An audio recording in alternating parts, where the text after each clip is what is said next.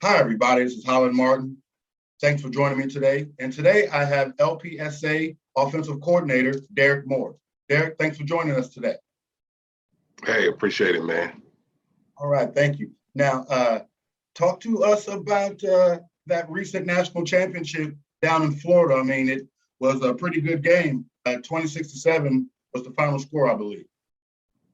Oh, man, it was awesome. I thought we had a great week of preparation to get prepared for. We actually had a great week of weather. It wasn't as cold as in Indiana as it usually is. I thought we prepared ourselves well.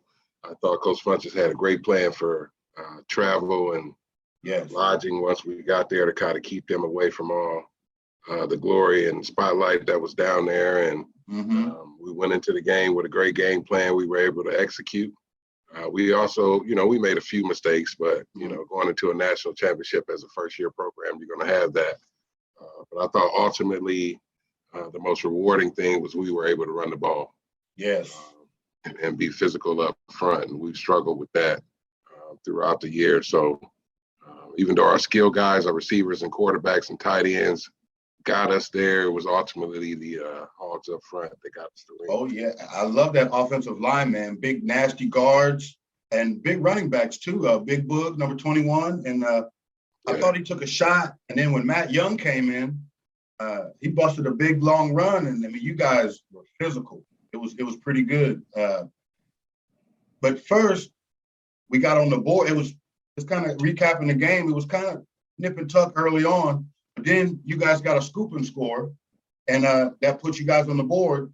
And I thought MTI, their quarterback center exchange was horrible. They put another quarterback in there, and it would just play right into your guys' hands with that killer defense.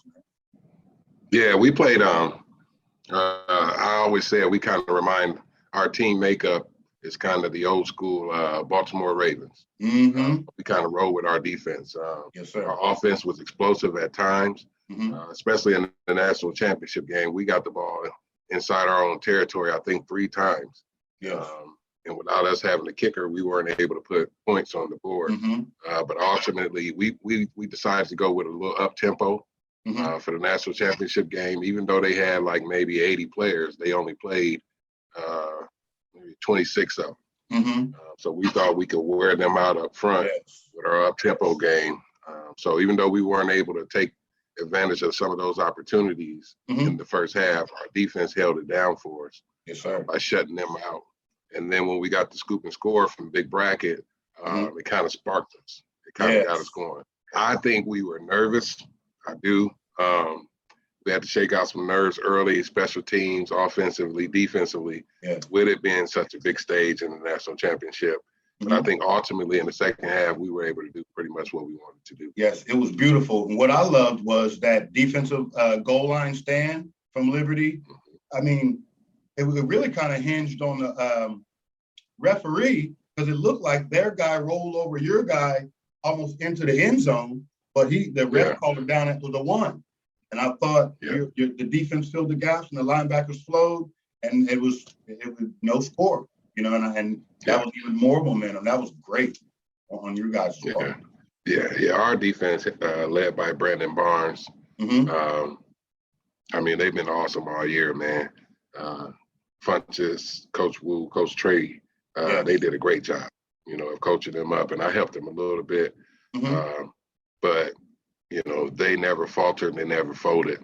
And all we had to do, just kind of like the Baltimore Ravens, we just had to not mess it up. You know what I mean? So Ray Lewis back there, we got Ed Reed back there. You know what I mean? Yeah, we do. They have some of the similar personalities. 2,000 yards. Yeah. I can see it. Yeah. Matt and Boog did a great job of holding on to the ball too. We worked on that a lot. What type of offensive? What would you say that your offensive? Like you did say, run and pound, kind of pounded. But would you say 12 personnel, 11 personnel, split? Just kind of that, the newer type of. Well, we could do multiple. I mean, with our personnel, we decided earlier in the year, we wanted to go, keep two tight ends on the field, 12 personnel or 11 personnel. But what we found in this game, their athletes, they were stronger up front in the front seven than they were on the back end. Yes. So even though we were, we go 10 personnel, we go our spread look. We go doubles and trips, and sometimes, I think a couple times we even went empty. We were still, the goal was to run the ball, no matter what the formation. But offensively, it just depends on the defense, what we see when we study film, because we got the personnel to line up in anything. A couple times we got in the eye, old school, pro eye, down towards the goal line. But our main offense is 12 personnel, which mirrors Northwestern, Ohio State, trying to keep 2 tight ends on the field. Yeah. We can flex Big JB or Logan out, which gives a lot of defenses problems. So whether lining them up in our spread or going tight formation, we like to keep 2 tight ends on the field. And like you said, it all culminated in that final game where I think that 26 was the most points you guys scored all season, if I'm not mistaken. Yeah. And and that's what you want to do when going out. And to say you guys kind of ran the table, had a little misstep. What was it at the pay? Up at the pay in Chicago. I heard those guys were, game. It was, but I would rather lose right before the tournament, get reset, and then boom, boom, boom, national championship. Yeah, that we definitely needed that loss. I thought as a coaching staff and players, we needed something to. We were kind of losing our fire a little bit, kind of feeling ourselves, and so and it worked. Being humbled and grounded. Yeah, and we were back ready to go for the playoffs. Yeah, and you've been around it a long time. Football brings you together. It's family. It's your brother. You know what I mean? Like, you can't talk about my brother like that, but I can. Me and him, oh man, it's just the best thing in the world. But let's switch off of we'll come back to LPSA, but let's talk to me about Derrick Moore. Who is Derrick Moore? Where are you from? What some of the things you went through as a youngster? And what was your love for sports and football coaching come from? Talk to the people about Well, I'm from Fort Wayne, Indiana. Born and raised. My mom's a old school country girl from Mississippi. Yes, sir. Ruth, Mississippi. Stand up. It's a town of about 6,000. And my dad was born in the West Indies. He's born in Barbados. Okay. So I was raised. Mom and dad were not married. When they had me, and mom got with stepdad when I was about 3 years old. So I had 2 dads. My dad and my stepdad were and still are very cool to this day. Yes, sir. So I had a disciplinarian in the house and a lecturer with the West Indian accent out of the house. Came there every day. My love for football came from me being the youngest of 4. My sister, who passed away from cancer 6 years ago, Zena, was the only girl, and then 3 boys in the house. And I am 7 years younger than anybody. So I was the one that was kind of forgotten about. Mama was 35 years old. She had already started her life and was living life. And I had a love for school and football, always has, man. So teaching and coaching has kind of always been in the family. I was told by my brothers I didn't have, because my brothers were studs. They were, still are. I'm the smallest one in the family, and I'm not small. But my love for football came from them. Watching them play, playing for Tom Macon in our little league up in Fort Wayne, he's a legendary coach. Yes, sir. And I can remember receiving the Mental Attitude Award for our team. We won the Super Bowl in Metro. And I was mad, Martin, because they didn't. I didn't get MVP. I played offensive line, and the coach stood up and Tom Macon said, he said, I'm going to give this guy our Mental Attitude Award because he was our coach on the field. And I never forgot that. He said he wasn't the most talented, he said, but he knew where everybody was supposed to be at all times. Quarterback, coach on the field. Yeah. You gotta have those. And I was. And I didn't realize it then, but I was. I've always, even in video games, my best friend Jerry Wilson he'll say you knew the game way before you were.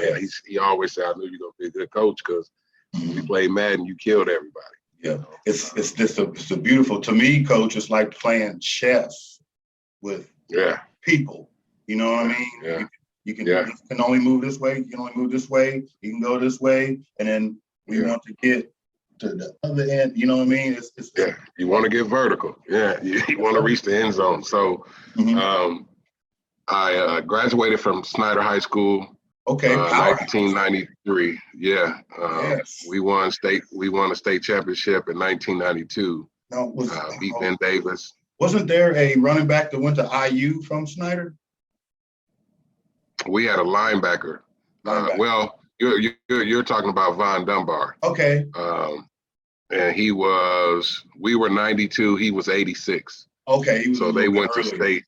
Yeah. Okay. They went to state too, and lost to Carmel. Actually, Snyder had been there in 82 and 86 and lost. And we were the first ones to kind of get it done. I remember in 97, they beat us 55-0 up there, man. It was we couldn't get nothing done. We had like the number one running back in the state, Tony Sharon, 2,000 yards, and they beat us 55-0, man. That was horrible. Well, actually, Coach Moore, our O-line coach, my nephew, is part of that 97 team. Okay. And they claim to be the best Snyder team ever, but they didn't get it done in the state game. So they had a good running back this year. He was nice. That boy was nice. Running back. Yeah, I liked him. Yeah. So where did you attend college, and what was the recruiting process? Did you get recruited? Did you have choices? Great question. So the recruiting process after winning state, which has a lot to do with my love for what we're doing now at LPSA. Yes. I was 195-pound defensive end. All state, 14 sacks. But at that time, now there are 200 and some pound defensive ends. But at that time, 195 pounds. They had to be 6'5", 260. Yeah. So recruited by Manchester and Hanover and Anderson, the local smaller Indiana schools. NAIA Division threes. Still competitive. Still competitive. Had an offer from Northwood up in Michigan. Okay. But actually talked to our counselor or vice principal at the time, Jackie French at Snyder. And she recommended that we take me and 3 other players from our team, Marcus Hassel, Craig Young, and John Barnes, went on a visit to Kentucky State University. Okay. It's a historically Black college, and that was it. We visited there. We never visited. That was the Sox hat, X hat era, medallion, you know what I mean? New Jack City, Boys in the Hood, you know what I mean? Yes. And we had a ball. Yes. Played for the legendary Mo Hunt, who I'm trying to find out where he is now. But we ended up going there, and I was the only one that wasn't redshirted. Okay. So I took the field freshman year. Yeah. Got moved from defensive end. Coach Funches knows this story, to strong safety, which is not, so being a monster type of hybrid linebacker / safety wasn't an easy transition. I had my hand in the dirt since I can remember. Yes, standing off the ball. Yeah. And if they go, well, in the box, kind of, but if they went spread, I'm 11 yards off the ball. Yes, sir. And sometimes having to defend somebody one-on-one was great in the box. I can relate to that from playing defensive end, playing contain, playing hook curl. But if you took me deep, it was a problem. So it was an adjustment down there in Kentucky on the field. Yeah, absolutely. Absolutely. Yeah. All right. So going through that, did you guys have good records down there? Did you meet any long-lasting friends for life down there? We didn't. There was nothing. I don't think anything other than winning state in high school, than winning the national championship. Yeah. Or winning state as a coach can top. But we didn't have good teams. but the long-lasting friendships, like there's no. I tell our players right now, I can go anywhere in the country and I got a place to stay. Bam, Atlanta, that's what I'm talking about. That's what I'm talking about. Detroit. For when we went to Florida, I had guys that I went to school with from Tampa that were able to come down and see me. So the long-lasting friendships. I'm a teacher, an instructional coach at Longfellow Middle School here in Indianapolis right now. Okay. And didn't even know, but my tailback, Alonzo Johnson, is a behavior therapist at Longfellow. It seems like anywhere I go, you know somebody. I know somebody. That's 6 degrees of separation. But you know what, Coach? Yeah. That come with being a real one. That come with, you know what I mean, having that, being able to garner respect in a real way, you know. And that way you can, like you said, if I need somebody over here, they can help out. If I need something here, they can help out. And that's really how it should be, I think. Yeah. And it also helps with recruiting. Yes. Not only recruiting for our team, but getting our current players recruited, because I know a lot of coaches and a lot of people that I went to school with that I'm able to reach out to help them get recruited. Yes. Now, didn't you guys have a wide receiver get a look down there at when you guys were down there in Florida? Now, did he take that offer down there in Florida? Was a defensive end or a wide receiver? Tall guy, short hair. He was built. Seen him working out in the gym.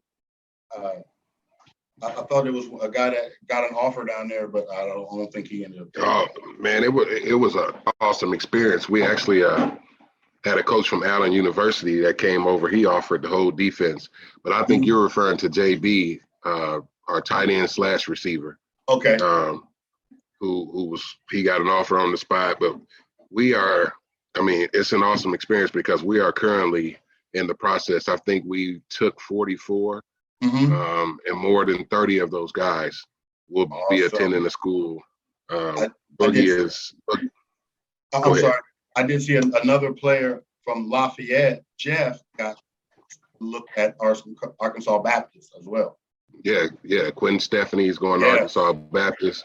Boogie's going to Juco in Mississippi, Northwest Mississippi from Last Chance U on Netflix. And then once he leaves there, he's going to go, I think, to Central State. We got a couple guys going to Central State, a couple guys going to Arkansas Baptist.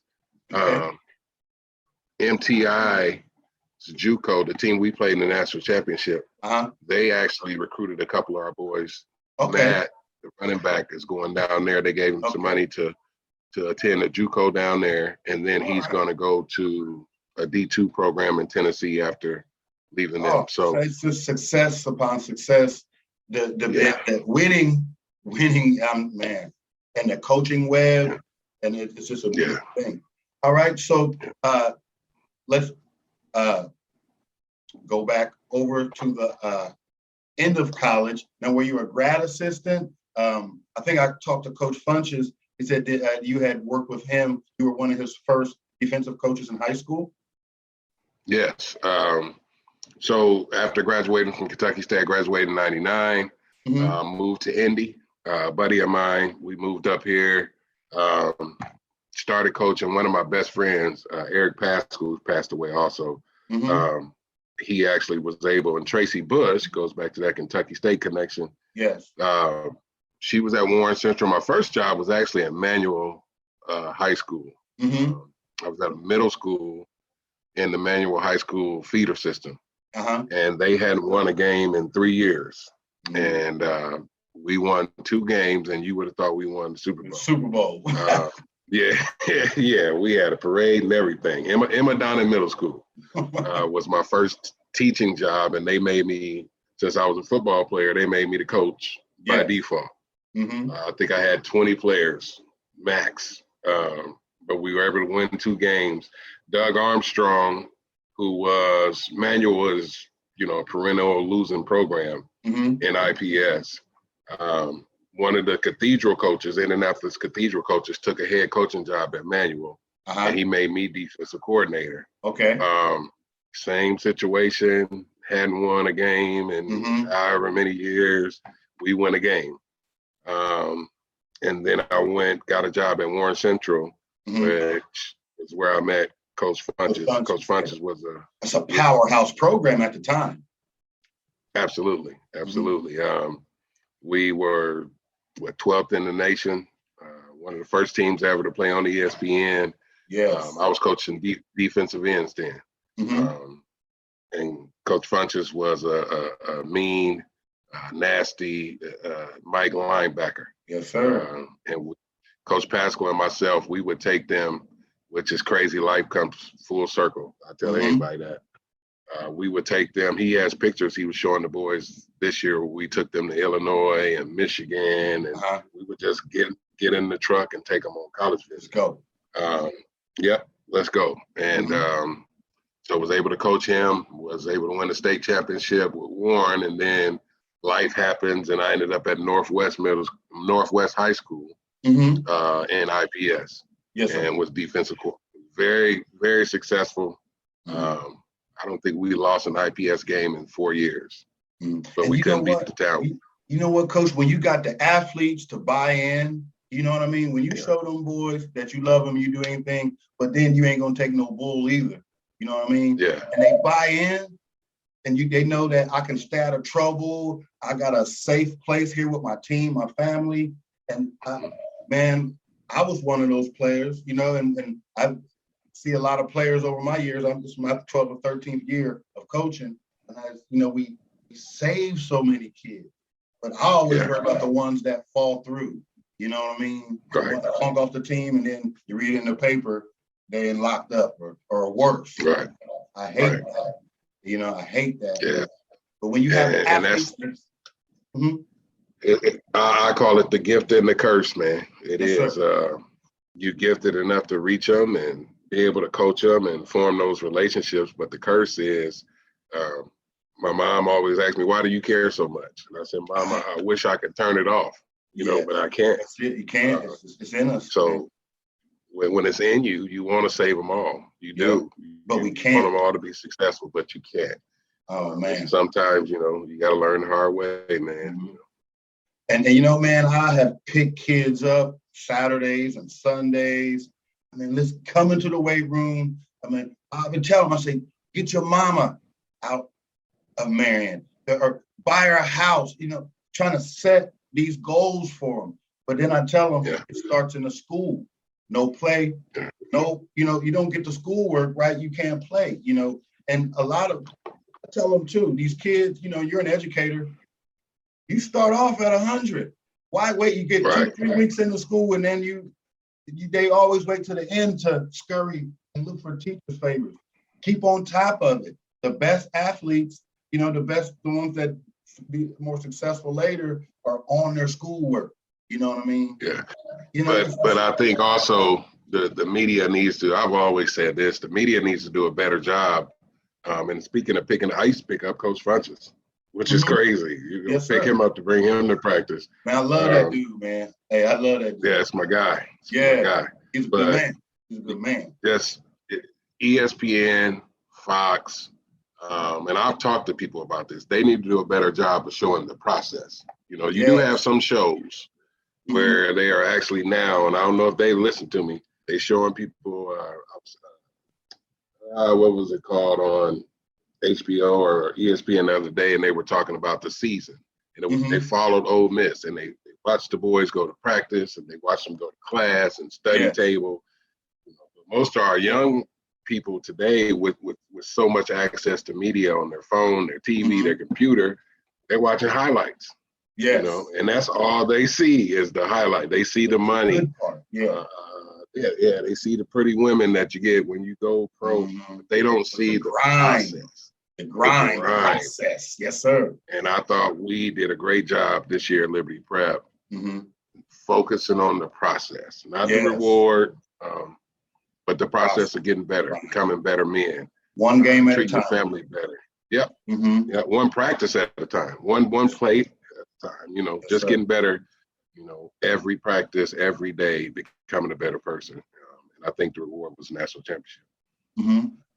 Let's touch back to your coaching in the high school. Now, at what point did the Wayne general job open up? You were a longtime coach at Fort Wayne as well.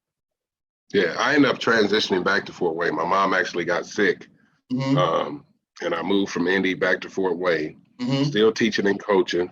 And I went back because I got my master's in special ed from IPFW, Indiana, Purdue, Fort Wayne.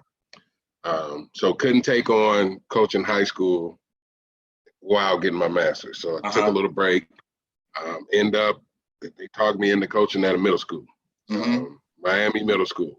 And we ended up, the way I got the Wayne job, when I'm at Miami, not only did we turn the school around academically, we ended up winning. I coached football, basketball.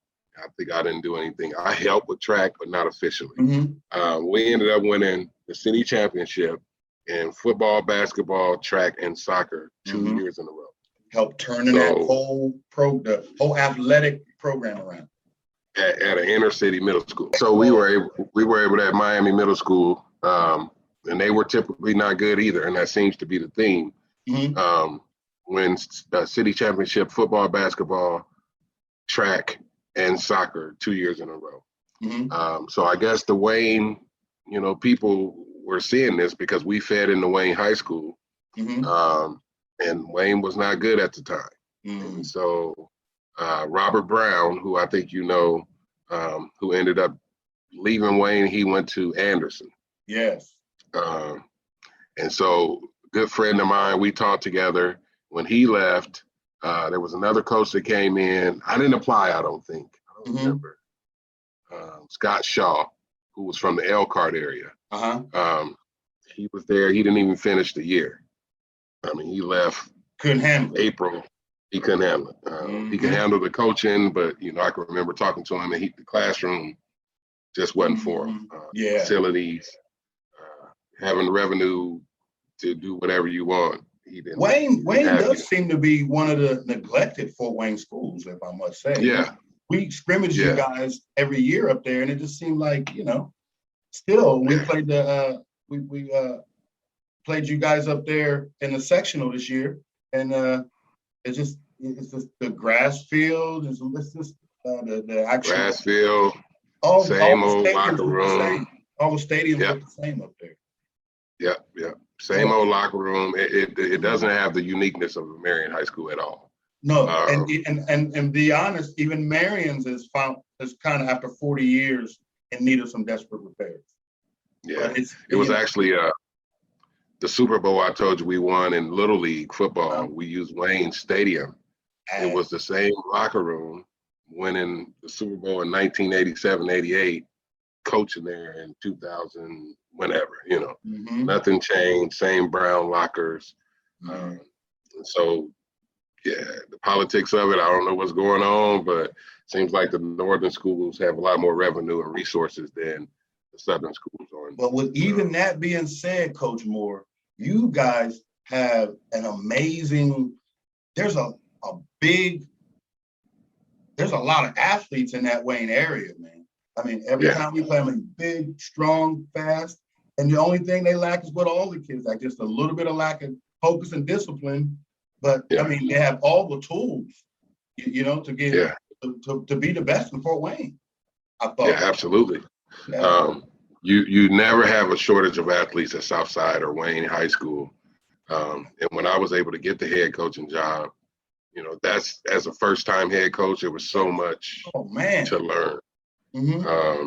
From establishing your coaching staff, establishing a winning culture. Even though those kids had won in middle school, they were young.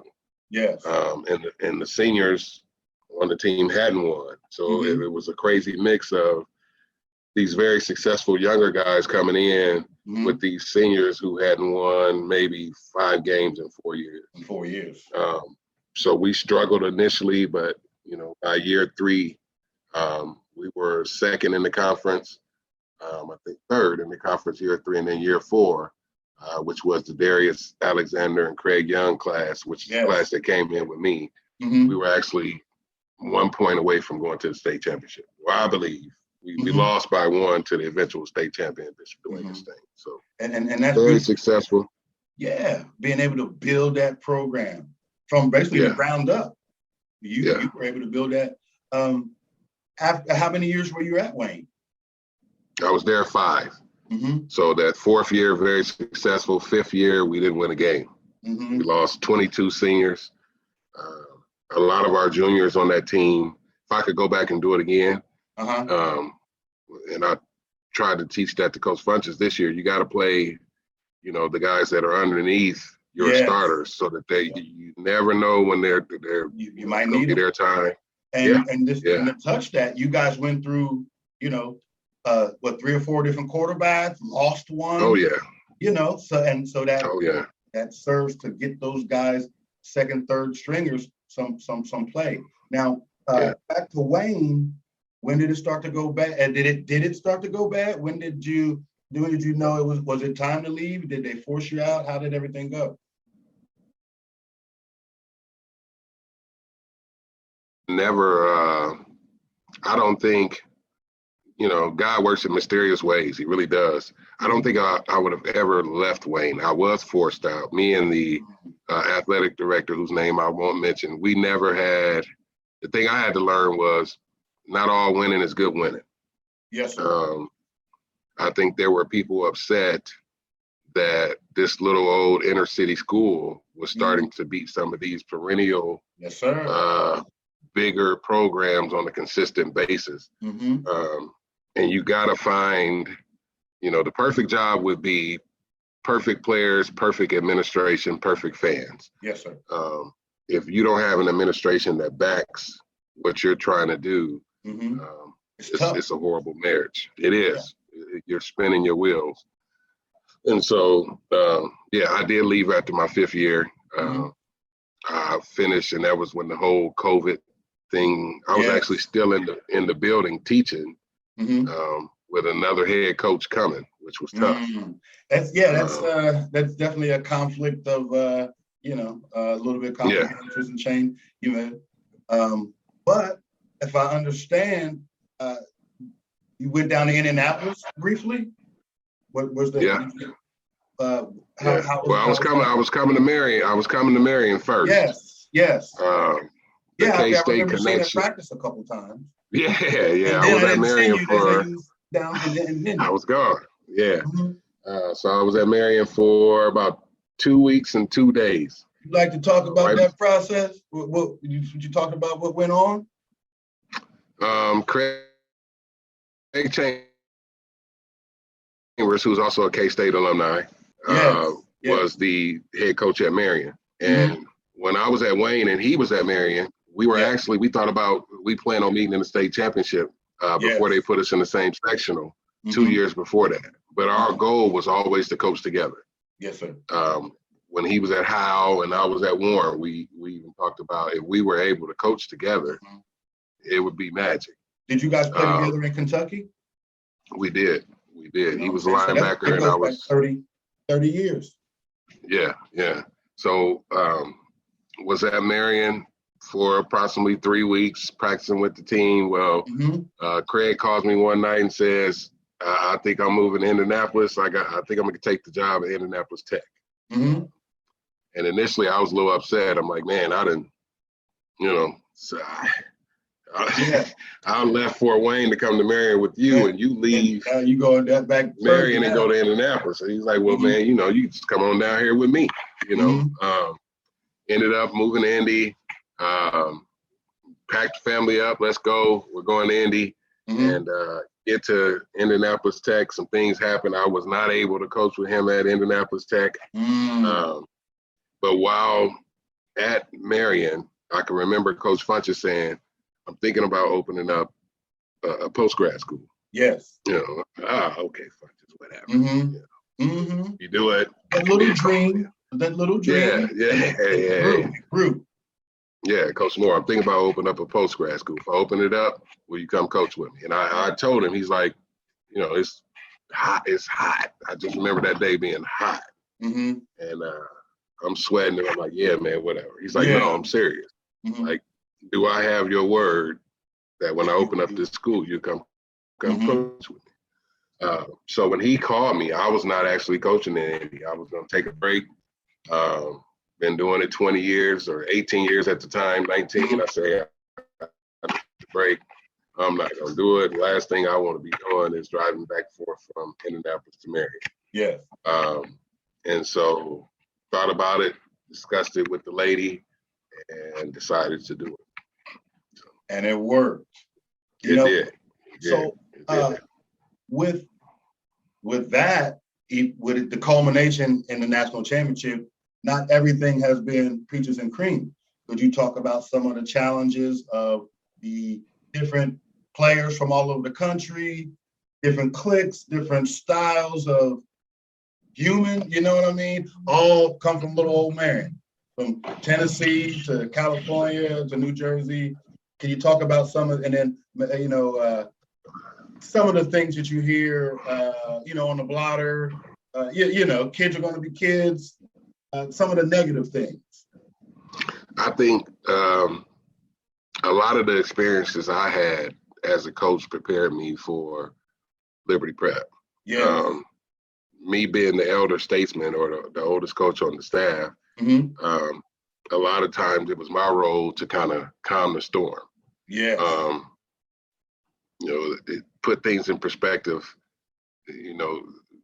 keep our coaches focused on the prize picture. The process and the prize. Because like we said, you're not going to be able to save them all. Anytime, especially as a Black man, you're starting something new, there's going to be skepticism. Yes. And so, keeping Funches keeping him from walking off the ledge sometimes, we had some struggles. And I tell you, from losing players to dealing with parents to making sure that the boys are doing what they're supposed to do in the apartments. COVID. Testing. I mean, we had it all. I'm gonna write a book, and this season probably gonna get 2 chapters because it was as much as it was worth it to win it. As much as it was worth it to win the national championship. I mean, we earned it. We really did. Coaches and players, wives, family, friends. I mean, there was times that even though we're winning and we're undefeated, the practice didn't seem like we were undefeated. We really had to do a good job of keeping the spirits up and make sure. Yes, sir. Talk about how Marion has embraced you. Because when I talked to Coach Funches, he said Marion is our campus as far as Brookhaven, Ivy Tech, the Wellness Center, Matter Park, Marion High School, Ridley Towers, different things like that. A lot of the community has come together to really support the team, I thought. Yeah. I mean, even the gas station right there, the BP by, as I'm going back to get on 37 to go back to Indy. Yes. The guy in there, we got close because every time I would need gas, I would stop at the gas station. And head down. Marion's a great city, man. It really is. I tell anybody, it's small, but it's big at heart. The Wellness Center, I mean, it's so diverse. It is. It is. From meeting people in the Wellness Center who played for Marion way back in the 30s and 40s and 50s. Yes. Meeting those people in the Wellness Center, the employees of the Wellness Center. We had people going by that would blow as we were practicing. Matter Park allowing us to practice out there. Yes. And run tryouts. The whole city. I love it. I embrace you. Brookhaven with the study table, basketball thing out there. Let the kids vent a little bit. It can't be all football all the time. Yeah. That's a beautiful thing. And actually getting out in the community and getting involved. That's a great thing, Coach. I saw one of the fellas at Hardee's. I recognized some of the cars going up and down the bypass. I saw that's one of Coach Funches' boys, one of the LPSA Freedmen boys. And like I said, this year, the community has really embraced everyone, which is great. So now, let's talk about year 2, recruiting, some of the guys won't be back, but so we're going to be needing to fill some of those positions. How has you got any feedback from any potential players, or how many are being retained for year 2, things like that?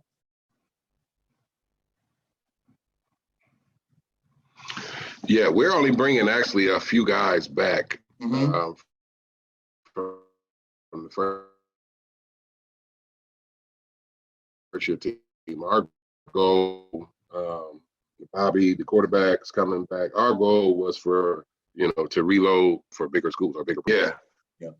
So as far as year 2, I mean, the goal was to get everybody into a school where, whether it was D1 or D2 or D3 NAIA, and not only that, teach them, the game, yes, how to stay in school, how to remain there academically and athletically.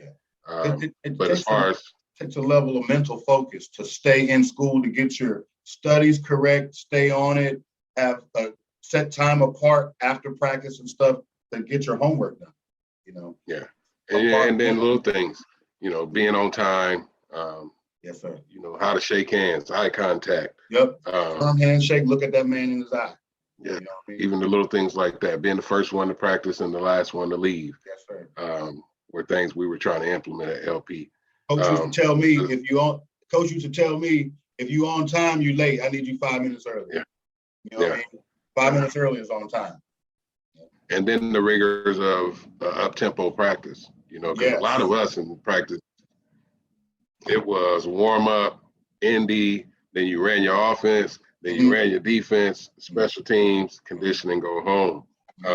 But a lot of the practices in college now, they're up-tempo. I mean, you got 8-minute, 7-minute periods, and you got to be moving. But as far as it's year 2, this thing, I mean, blowing up. Twitter is, beautiful. I mean. So you're going to get a whole new team for year 2.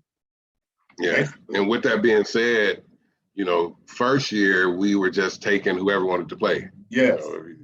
To get the program started. Yes. Now, after winning the national championship, we can be a little more selective. Yes.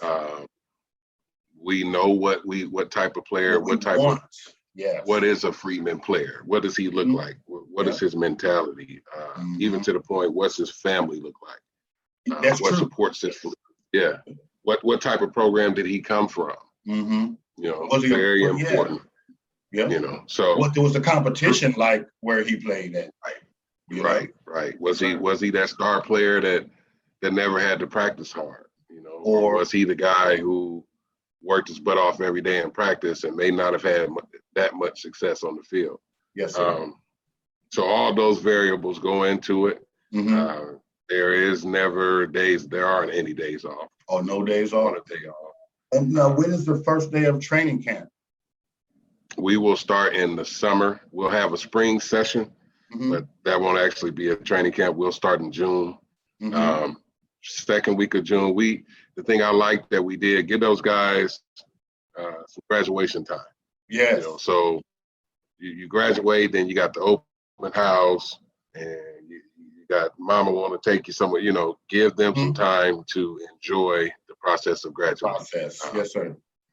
And then the grind begins. That sounds beautiful, man. Because there was some talk of the funding, $6,500 1 year, $8,000 for 2 years. Sounds like you got a handful of kids coming back on the 2-year, but it just seems like you got the foundation set. Year 1, year 2 is going to be even better, I feel. Because like you said, you kind of know who you want, what type of players fit the Freedman style. I think it's going to be great. Right. Okay. But let's go into the season, though. Let's kind of recap the season. Now, you guys beat Dome Prep that first game at Marion 20-0. Yes. How was that, getting a goose egg? Well, I know you're an offensive coordinator, but getting 20 points on the board, defense pitching a shutout, kind of the first home game, so to speak, at home, had to feel good, 2-0, coming out 2-0 now. You beat Vision Academy. I noticed the ALN game. What I was really wanted to go to that ALN game, but didn't that get you weren't able to play that game for some reason? We played the game. Jimmy Graves, who's a good friend of mine and my brother, in the spring, I got a brother that coaches up in Northwestern in the Big Ten. I don't know what the ALN at that point barely had the program up and running. Like they barely had enough players to. It was tough. They were struggling to keep it afloat as freely as the Freedmen were. No. And they tried. I mean, they give them credit, try to keep them. I think since then they have folded. But it was a battle of attrition. We didn't play well. I don't think we played well at all. I think the atmosphere of the location of the game didn't fit our style. There weren't stands, so all the people were on the sidelines. So you got your mama and your daddy, like those semi-pro ball. Yeah, that's exactly what it was. It was hard to focus. Even as coaches, it was hard to focus. Yes. But we were able to get the victory. They ended the game early, is what happened. Early fourth quarter. Okay. They called the game. And I noticed too, moving on, you guys went down to Franklin, but played the JV.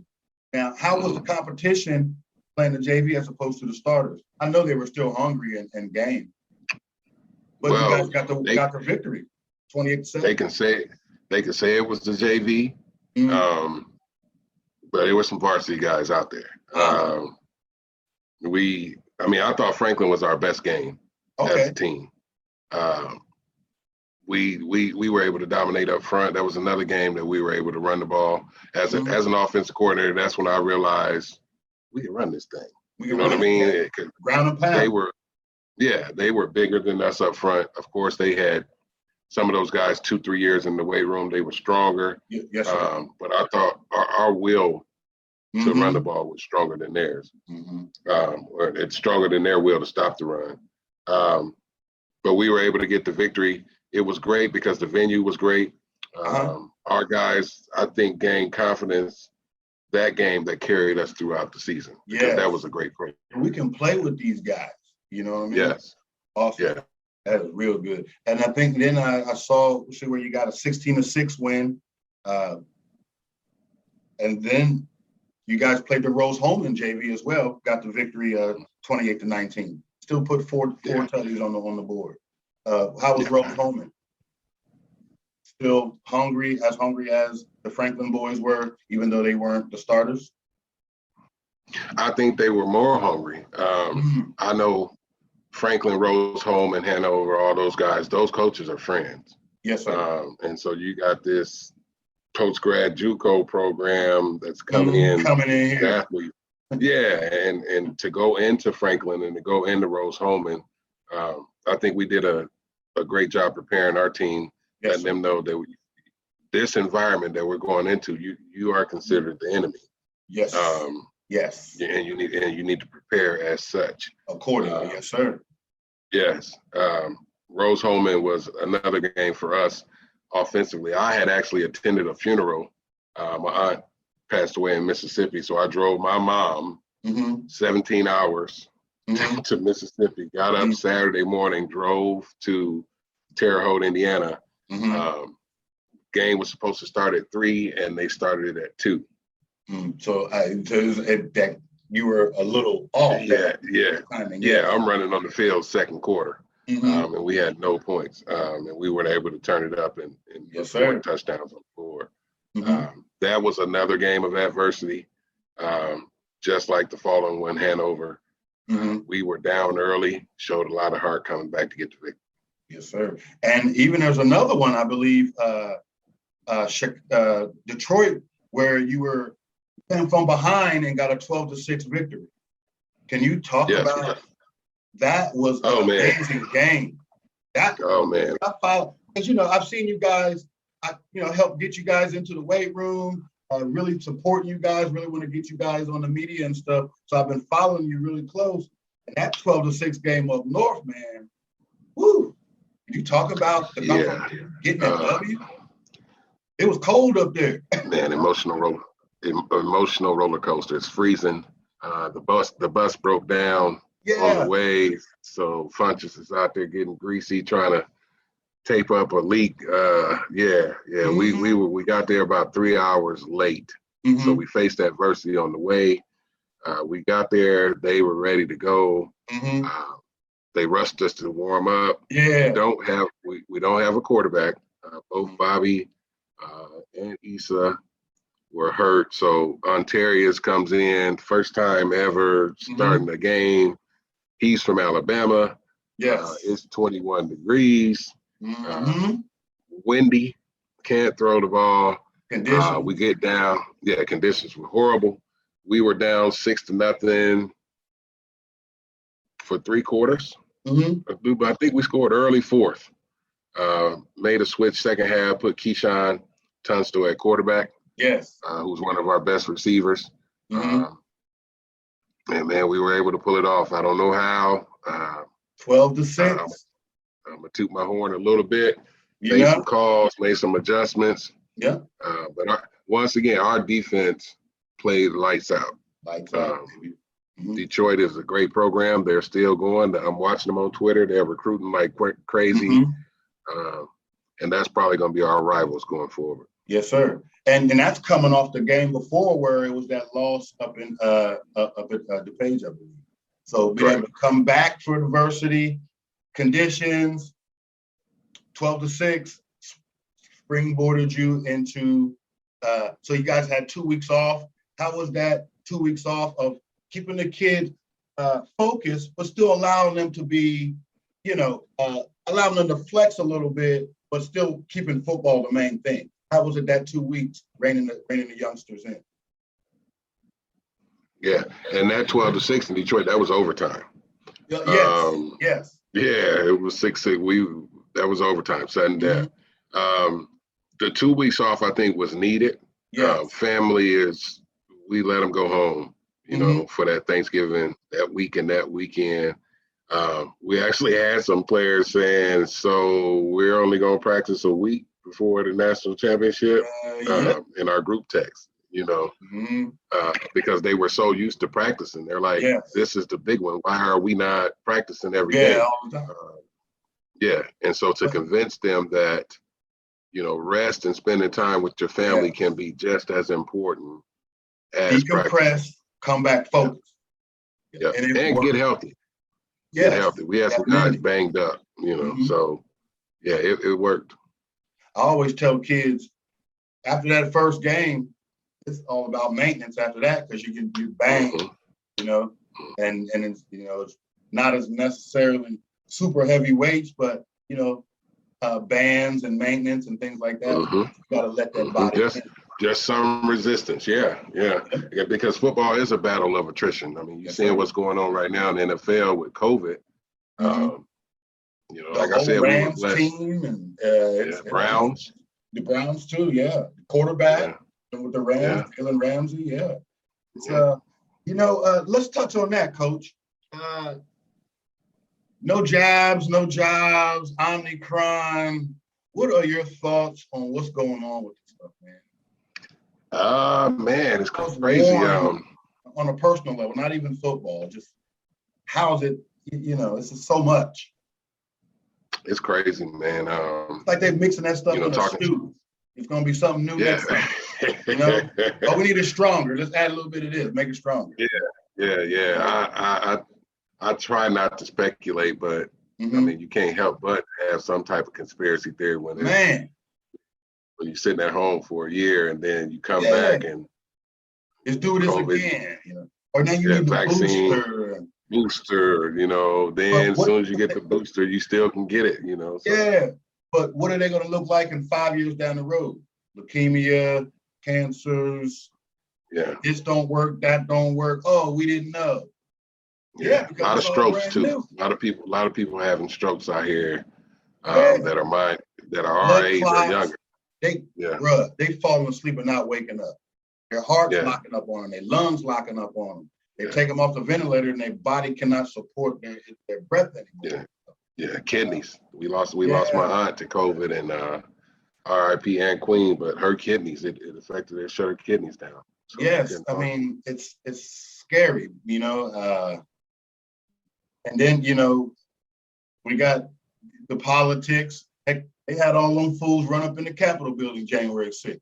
Imagine it had to been you. Imagine it had to been me. What would have happened? What would have happened? 20 years. 20 years. Oh man, to life.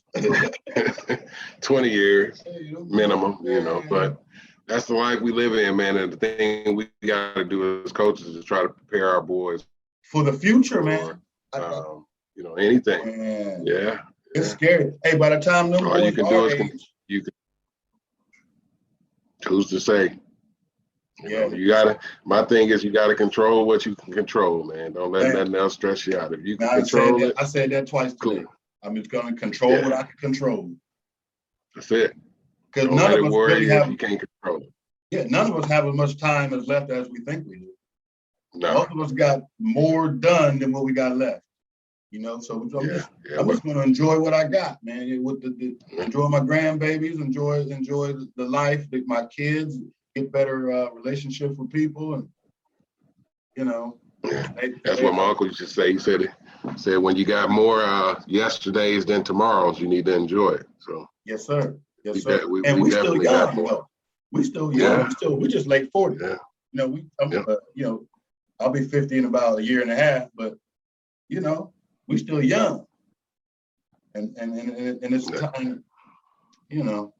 I just not as young as we used to be though. Oh boy, hey, when I played semi-pro 13 years. Well, I used to play on Saturday, party on Saturday, don't get no sleep, and then go to work on Monday. Then it got to be where, like, hey, my knees is hurting. I'm gonna lay on this couch and watch football all Sunday. Yeah. I'm not going to this game. I'm gonna go to this game. Then it was like, I'm done. I'm done playing. My knees won't work anymore. Concussions and all that mess, man. Yeah, your body. Yeah, I was 180. Your body will definitely let you know. Yes, sir. Your body will let you know it's time. You know. Yep. I said you got about 10,000 hits in you, and about 9,500. Your body lets you know. You know, I ain't got too many more of these. You know. Yeah. But if I could turn back the hands of time, Coach, man, especially now with when we was coming up, man, if I had this huddles and now you guys don't use huddle. What game sharing apparatus do you guys use? We use Quick Cut. Quick Cut. Yeah. Which is they were an upstart company. Mm-hmm. They mirror same functions and features as Huddle, but had a little more. Okay. And we didn't have any problems with it. Shout out to Quick Cut, man. Yeah. They're going to be on the rise. We're going to get some stock in Quick Cut. Speaking of stock, are you into crypto? I'm sorry. I didn't hear you. No, not yet. Okay. Nope. At crypto and Bitcoin, it intrigues me, but I'm unsure of it. I'm sure if I put the money in, where does it go and when do I start getting the dividends, you know? So I'm unsure, but when they just did the Staples Center, they renamed the Staples Center Crypto.com Center. I'm like, okay, now it's legit. Now you're going to put $100 million into a spot. It's legit now. So I need to, figure out how it could work for me. You know what I mean? Yeah. And I know some. I got 2 weeks off for Christmas break now, so I got a lot of time to do research. Kind of do some homework and do some research and things like that. But I didn't want to keep you long, Coach Moore. I've really enjoyed this talk, learning about you, going through the LPSA season, wishing things well for you in season 2. Hopefully we can still have have you in the same venues as you were this year, you know, as far as gym wise and resident wise and study table wise and things of that nature. But hope to have you on again, maybe as season 2 rolls around another 6 or so months, and we'll see how things have gotten better. But again, I want to thank LPSA offensive coordinator Derrick Moore for joining us on the show today, and we hope to have you back again, my friend. I appreciate it, man. Take care of yourself up there. I'll be back in that weight room. Give me a little time. I'll be back up there January. Oh, you know what? We didn't touch on the Wayne Miss Cinewall game and the Wayne. We didn't even touch on Coach Haydock taking over and your thoughts on that, and some of your players that you still have up there that you have fondness for. That Marion game, that one of the Marion players' leg got broke, and they beat the next team, I believe, and then they went down to Miss Centerwall as well, which ended in a stoppage in the fourth quarter. I'd just like to go on to Wayne before we finish up. Yeah, well, Wayne still has a lot of talent. Coach Haydock actually gave me one of my first coaching opportunities up at Harding High School when he was there. So I think it's crazy he was there to replace me, but he's a good guy. Yes. As far as the Wayne Marion game, I think Coach Bell's got some pups. They're young. Yeah. Where young Wayne and was, hungry. They just need to be in the weight room, learn the offense and defense and what he expects out of them. But there's a good group, but they're just all freshmen, and they literally went from middle school to big time Fort Wayne football. And it showed. Yeah, you got to explain. I think Coach Bell will get it together. Coach Bell knows what he's doing. One of the best football minds I've ever been around. Probably the best football mind I've ever been around. Honestly, yeah. I mean, he knows. He's forgotten more than probably I'll ever know, man. And I've learned. Like, he's got me in the booth, so I got the headset on, and I'm just learning so much from him, man. He's been everywhere with every coach, and he can pick a little bit from this, that, and that. And we shouldn't have won 4 games for what we had. I mean, we beat what we supposed to, Anderson, Muncie, and Richmond. But at Lafayette McCutcheon game was a feather in our cap, because we weren't supposed to win that game, but we did, and it was all through the coaching of the whole staff. And I was only able to spend 3 weeks with him, but very knowledgeable of the game, very knowledgeable how to treat players differently based on their personalities. Yes. He knows how to get the most out of them. And then as far as Wayne, Mississinawa, man, I was up recruiting both Wayne and Mississinawa, and actually Gary Raber, athletic director at Wayne, I was standing on their sideline, and he came and told me, so I hope this is broadcasted, that I had to move from the Wayne sideline, even though I'm the former head coach at Wayne High School. Really? Yes, and I actually told him I was there to recruit players, and I'm working for Liberty Prep. I actually offered to give him my card. Well, he was dead serious? Oh, he was dead serious. He still has it out for me. So he made me shout out to the Mississinawa athletic director who allowed me to stand on their sideline. Chance Young. Their players.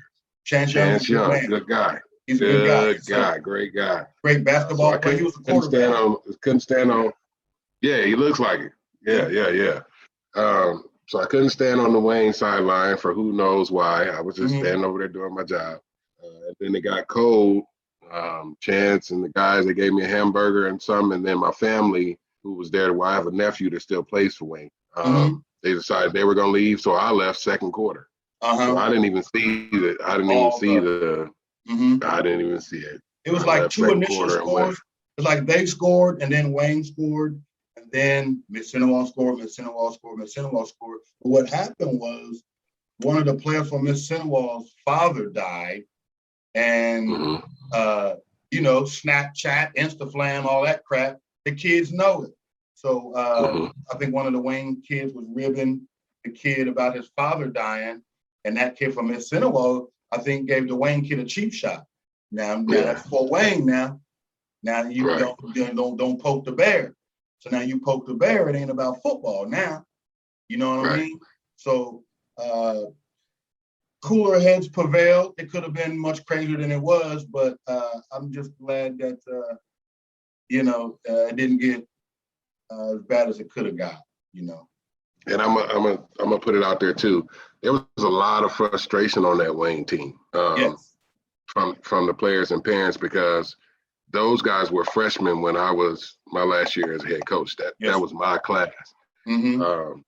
And so for them to have a new coach, no fault of Coach Haydock's, but to have a new coach forced on them, Yes. They were frustrated, and that team was supposed to be a lot better than what they performed.